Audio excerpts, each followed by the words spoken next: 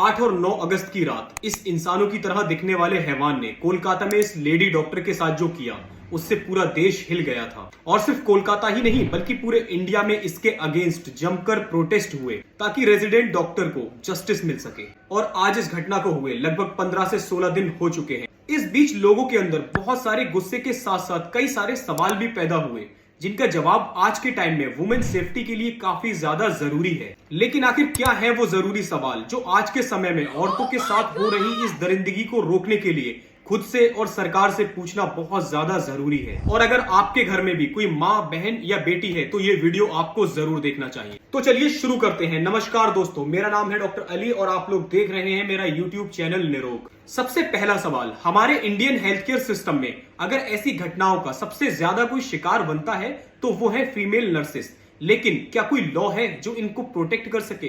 क्या कोई लॉ है जो इन घटनाओं को रोक सके? तो देखिए दोस्तों, लॉ तो बहुत सारे हैं लेकिन हमारे इंडिया में 10% ही ऐसे केसेस होते हैं जो कोर्ट तक पहुंच पाते हैं और बचे 90% केसेस कोर्ट तक पहुंच ही नहीं पाते। और इसीलिए पूरे देश में हम डॉक्टर ये प्रोटेस्ट कर रहे हैं कि इसके अगेंस्ट एक सेंट्रल लॉ लाया जाए जिसके तहत एक्यूज्ड को कम से कम 10 साल तक की जेल हो अगर कोई इस तरीके की घटना को अंजाम देता है या इस तरीके के क्राइम को करता है। सवाल नंबर 2, क्या किसी लॉ के आ जाने से वुमेन सेफ हो जाएंगी या इस तरीके की घटनाएं रुक जाएंगी या फिर हमारी सोसाइटी भी इन घटनाओं को रोकने में कोई रोल प्ले कर सकती है? इसका जवाब आप लोग मुझे कमेंट बॉक्स में जरूर देना। सवाल नंबर 3, बेटी बचाओ बेटी पढ़ाओ, ये नारा सिर्फ लड़कियों के लिए ही क्यों? लड़कों से कोई ये क्यों नहीं कहता कि बेटा पढ़ाओ बेटी बचाओ?